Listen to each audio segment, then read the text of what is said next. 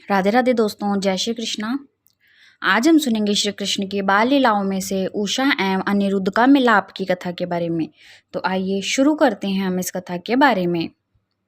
अनिरुद्ध और उषा का मिलाप अत्यंत रहस्यमय व रोचक है, क्योंकि इसके कारण भगवान श्री कृष्ण और शिव जी के मध्य भयंकर युद्ध हुआ। महाराज परीक्षित श्री सुखदेव गोस्वामी से यह समस्त कथा सुनने को उत्सुक थे। अतः सुखदेव जी ने इस प्रकार कथा कही। प्रिय राजन, तुमने राजा बलि का नाम सुना होगा। वे एक महान भक्त थे, जिन्होंने श्री विष्णु को ब्राह्मण के रूप में अवतरित भगवान वामन को अपना सर्वस्व अर्थात समस्त जगत दान में दे दिया। राजा बलि के 100 पुत्र थे और उनमें से सबसे बड़ा बाणासुर था। एक महान शूरवीर बाणासुर महाराज बलि का पुत्र था और शिव जी का एक महान भक्त था। वह शिव जी की सेवा करने के लिए सदैव तत्पर रहता था। अपनी भक्ति के कारण उसे समाज में उच्च पद प्राप्त हुआ और प्रत्येक दृष्टि से उसको सम्मान प्राप्त था। वास्तव में वह अत्यंत बुद्धिमान तथा उदार भी था। उसके समस्त कार्यकलाप प्रशंसनीय थे, क्योंकि वह भी अपने वचन तथा प्रण से विचलित नहीं होता था। वह अत्यंत सत्यवादी तथा अपने प्रण का पक्का था। उन दिनों वह शोणितपुर नगर पर राज्य कर रहा था। भगवान शिव की कृपा से बाणासुर के 1000 हाथ थे और वह इतना बलशाली हो गया कि राजा इंद्र के समान देवता भी उसके आज्ञाकारी दास की भांति उसकी सेवा करते थे। बहुत काल पूर्व जब शिव जी अपना प्रसिद्ध तांडव नृत्य कर रहे थे, जिसके लिए वे नटराज के नाम से विख्यात हैं, तब बाणासुर ने अपने 1000 हाथों से लय पूर्वक नगाड़े बजाकर शिव जी की उनके नृत्य में सहायता की थी। भगवान शिव जी अति शीघ्र प्रसन्न हो गए, अतः वे आशुतोष नाम से प्रसिद्ध हैं।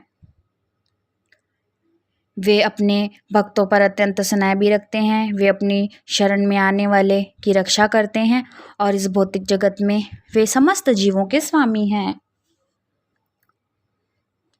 बाणासुर से प्रसन्न होकर उन्होंने कहा, मैं तुमसे अत्यंत प्रसन्न हूँ, अतः तुम जिस वस्तु की इच्छा हो तुम मुझसे मांग सकते हो। बाणासुर ने उत्तर दिया, प्रिय भगवान, यदि आप प्रसन्न हैं तो आप शत्रुओं से मेरी रक्षा करने के हेतु मेरे नगर में निवास कीजिए। एक बार बाणासुर शिव जी को प्रणाम करने आया। सूर्यमंडल के समान चमकते हुए अपने शीर स्त्राण से शिव जी के चरण कमलों को स्पर्श करके उसने उन्हें प्रणाम किया। उनकी सादर वंदना करते हुए बाणासुर ने कहा, प्रिय भगवान, जिस व्यक्ति की आकांक्षा अपूर्ण हो वह आपके चरण कमलों का आश्रय लेकर अपनी इच्छा पूर्ण कर सकता है, क्योंकि आपके चरण कल्पतरु की भांति है। उनकी व्यक्ति अपनी वांछित वस्तु प्राप्त कर सकता है। प्रिय भगवान, आपने मुझे 1000 भुजाएं दी है, किंतु मुझे समझ में नहीं आता है कि मैं उनसे क्या करूं। कृपया मुझे क्षमा कीजिए, किंतु ऐसा प्रतीत होता है कि यदि मैं युद्ध में उनका उचित उपयोग नहीं कर सकता। आप भौतिक जगत के आदि पिता हैं। आपके अतिरिक्त मुझे अपने से युद्ध करने में सक्षम कोई और दिखाई नहीं देता।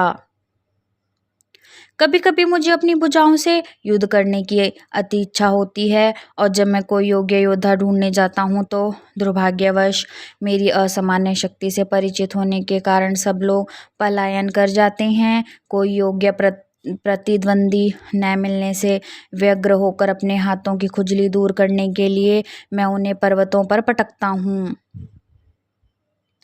इस रीति से मैं अनेक विशाल पर्वतों को छिन्न भिन्न कर देता हूँ। भगवान शिव समझ गए कि उनका वरदान बाणासुर के लिए दुखदाई हो गया है, अतः उन्होंने कहा, अरे दुष्ट, तुम युद्ध करने को अत्यंत उत्सुक हो और तुम्हें कोई युद्ध करने वाला नहीं मिलता है, अतः तुम दुखी हो।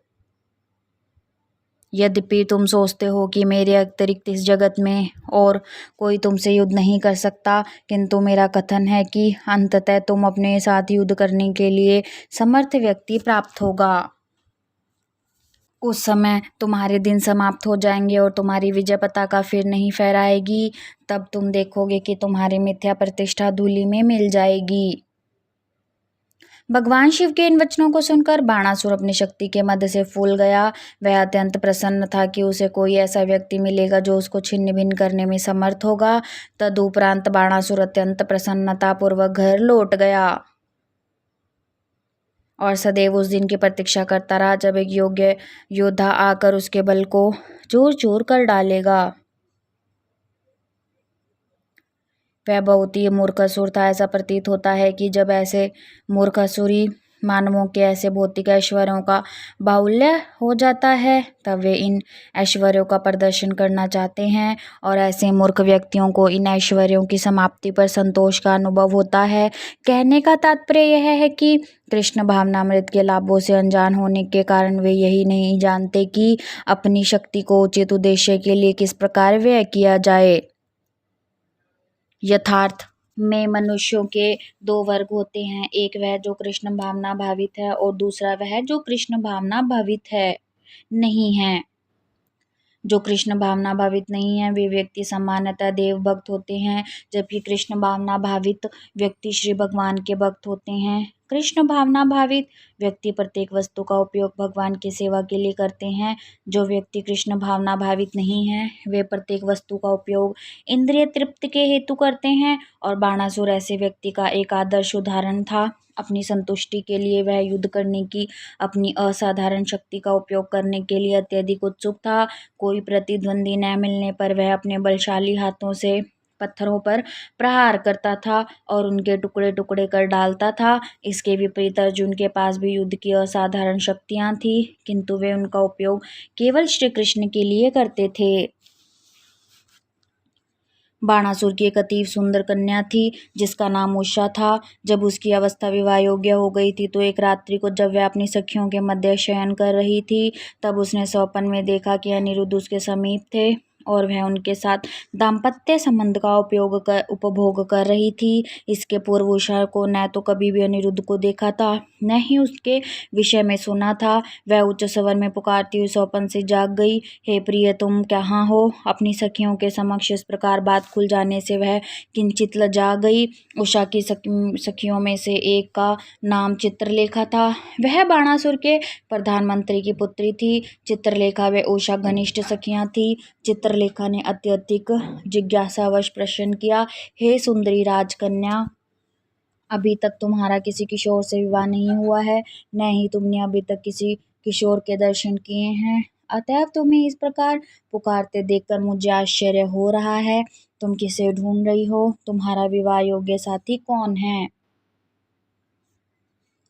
चित्रलेखा को प्रश्न को सुनकर उषा ने उत्तर दिया, प्रिय सखी, मैंने स्वप्न में एक श्रेष्ठ युवक को देखा है जो अतिशय सुंदर है। उसका वर्ण श्यामल है, उसके नेत्र कमल दल के समान है और उसके पीत वस्त्र धारण किए हैं। उसकी भुजाएं प्रलंब है और उसके सामान्य शारीरिक लक्षण इतने मुदित करने वाले हैं कि कोई भी किशोरी उसकी ओर आकर्षित हो जाएगी। यह कहते हुए मुझे अत्यंत अभिमान हो रहा है कि यह सुंदर युवक मेरा चुंबन ले रहा था और उसके चुंबन का मधुपान करने में मुझे अत्यंत आनंद का अनुभव हो रहा था। तुम्हें यह सूचित करते हुए मुझे अत्यंत दुख हो रहा है कि इस तत्काल बाद वह तिरोहित हो गया और मुझे निराशा के भंवर में डुबो गया है। प्रिय सखी, अपने हृदय के वांछित स्वामी इस अद्भुत युवक को प्राप्त करने के लिए मैं अत्यंत अधीर हूँ।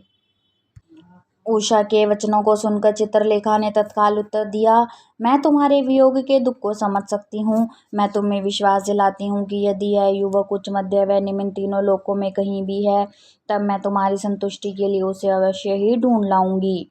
यदि तुम अपने स्वपन के इस युवक को ढूंढ लाऊंगी यदि तुम अपने स्वपन के उस युवक को पहचान लोगी तो मैं अवश्य ही तुम्हारी मानसिक शांति ले आऊंगी। मैं तुम्हारे सम्मुख कुछ चित्र बनाती हूँ, तुम उन्हें देखो। जैसे ही तुम्हें तुम्हारे वांछित पति का चित्र दिखे तुम मुझे बता देना वह कहाँ है। उसमें कोई भेद नहीं पड़ता, मुझे उसको यहाँ लाने की कला ज्ञात है। अतएव जैसे ही तुम उसे पहचान लोगी मैं तत्काल उसे यहाँ लाने का प्रबंध कर दूंगी। इस प्रकार वार्तालाप करते हुए चित्रलेखा ने स्वर्गलोक में निवास करने वाले देवताओं के चित्र बनाने प्रारंभ कर दिए। तदंतर उसने गंधर्वों, सिद्धों, चारणों, पतंगों, दैत्यों, विद्याधरों, यक्षों और मानवों के भी चित्र बनाए। श्रीमद् भागवत तथा अन्य वैदिक साहित्य के कथनों से यह निश्चित रूप से सिद्ध हो जाता है कि प्रत्येक ग्रह पर विभिन्न प्रकार के जीव निवास करते हैं। अतएव यह कहना मूर्खता है कि पृथ्वी पर रहने वाले जीवों के अतिरिक्त और कोई जीव नहीं है। चित्रलेखा ने कई चित्र बनाए। मानवों के चित्रों में वृषणी वंश के चित्र भी थे। उसमें श्री कृष्ण के पिता वसुदेव जी, पितामह शूरसेन जी, श्री बलराम जी, भगवान श्री कृष्ण तथा अन्य अनेक व्यक्तियों के चित्र थे। जब उषा ने प्रद्युम्न का चित्र देखा तो वह किंचित लजा गई, किंतु जब उसने अनिरुद्ध का चित्र देखा तो वह इतनी लज्जा गई कि उसने तत्काल अपना सिर झुका लिया और मुस्कुराने लगी। जिसे वह ढूंढ रही थी वह पुरुष उसे प्राप्त हो गया। उसने अनिरुद्ध का चित्र पहचान कर चित्रलेखा को बताया कि उसका हृदय चुराने वाला पुरुष वही है। चित्रलेखा एक महान योगिनी थी। यद्यपि उसने तथा उषा में न तो कभी अनिरुद्ध को देखा था न उनका नाम ही सुना था, तथापि जैसे ही उषा ने चित्र को पहचाना, चित्रलेखा तत्काल ही समझ गई कि वह चित्र श्री कृष्ण के एक पुत्र अनिरुद्ध का है। उसी रात्रि में अंतरिक्ष मार्ग से यात्रा करने वह अल्पकाल में श्री कृष्ण के द्वारा सुरक्षित द्वारका नगरी में पहुंच गई। उसने महल में प्रवेश किया और अनिरुद्ध को अपने शयन कक्ष में एक भव्य शैया पर सोते हुए देखा। अपनी योग माया से चित्रलेखा सोते हुए अनिरुद्ध को तत्काल शोणितपुर नगर में ले आई, जिसने कि उषा अपने वांछित पति का दर्शन कर सके। उषा तत्काल प्रसन्नता से खिल गई और अत्यंत संतोषपूर्वक अनिरुद्ध के संग का आनंद उठाने लगी। जिस महल में उषा तथा चित्रलेखा निवास करती थी वह इतनी भली भांति सुरक्षित था कि किसी भी पुरुष के लिए उसमें प्रवेश करना अथवा उसके अंदर देख पाना संभव था। उषा तथा अनिरुद्ध महल में साथ साथ निवास करते थे। दिन प्रतिदिन अनिरुद्ध के प्रति उषा का प्रेम बढ़ने लगा। उषा ने अपने मूल्यवान वस्त्रों, पुष्पमालाओं, सुगंधों तथा धूप आदि से अनिरुद्ध को प्रसन्न कर दिया। उनकी शैया के समीप आसन के निकट खान पीन के प्रयोजन की अन्य सामग्री थी, जैसे दूध और शरबत आदि उत्तम पेय तथा चबाने अथवा निगलने योग्य उत्तम खाद्य पदार्थ। सबसे बढ़कर उषा ने अनिरुद्ध को अपने मधुर वचनों और सेवा से प्रसन्न कर दिया। उषा अनिरुद्ध की इस तरह उपासना करती थी जैसे श्री भगवान हो। उषा की अत्युत्तम सेवा से प्रसन्न होकर अनिरुद्ध सब कुछ भूल गए। इस प्रकार उषा अपने अनन्य प्रेम व ध्यान से अनिरुद्ध को अपनी ओर आकर्षित करने में सफल हुई। इससे प्रेम और सेवा में वातावरण में अनिरुद्ध स्वयं को भी लगभग भूल गए और उन्होंने यह स्मृति न रही कि वे कितने दिनों से अपने वास्तविक ग्रह से दूर हैं। कुछ समय पश्चात उषा में कुछ ऐसे शारीरिक लक्षण दिखाई दिए जिनमें संकेत मिलता है कि वह किसी पुरुष मित्र के साथ समागम कर रही थी। वे लक्षण इतने स्पष्ट थे कि गतिविधियां किसी से गुप्त नहीं रखी जा सकती थी। अनिरुद्ध के संग उषा सदैव ही प्रसन्न रहती थी।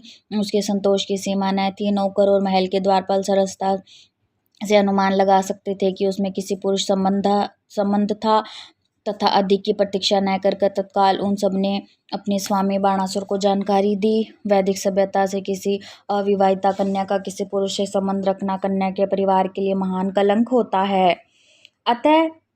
अतएव महल की देखभाल करने वाले व्यक्ति ने सावधानीवश अपने स्वामी को सूचित किया कि उषा में एक कलंकपूर्ण संबंध का संकेत देने वाले लक्षण विकसित हो रहे हैं।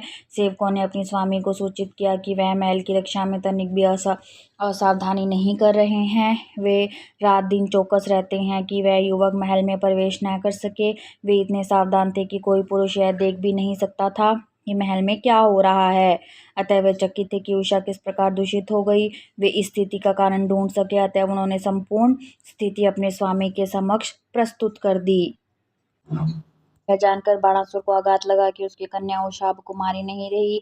यह बात उसके हृदय पर भार बन गई और अवलंबन उस महल की ओर दौड़ा जिसमें उषा निवास करती थी।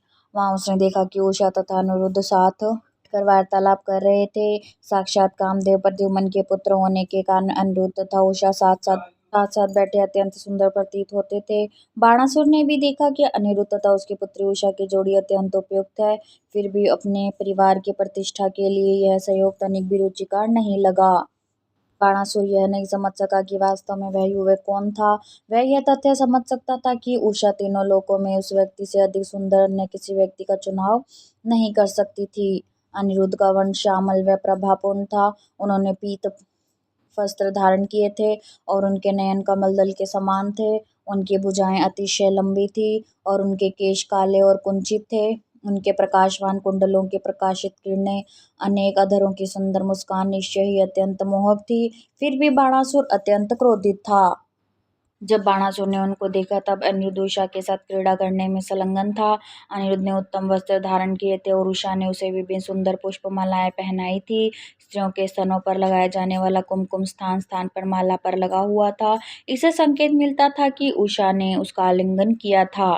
बाणासुर को आश्चर्य हुआ था कि उसकी उपस्थिति में भी अनिरुद्ध शांतिपूर्वक उषा के सम्मुख बैठा था। अनिरुद्ध को ज्ञात था कि उसकी भावी ससुर प्रसन्न नहीं हैं और वे उस पर आक्रमण के हेतु महल के अनेक सैनिकों को एकत्र कर रहे हैं।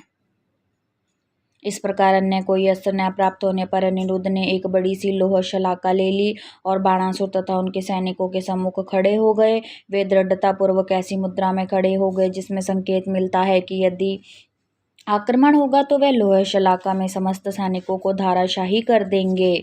बाणासुर तथा उसके सैनिकों ने देखा कि अपने अजय दंड के समान साक्षात यमराज की भांति वह युवक उनके सम्मुख खड़ा है। अब बाणासुर के आदेश पर सभी दिशाओं में सैनिकों ने उन्हें पकड़ने व बंदी बनाने का प्रयास किया।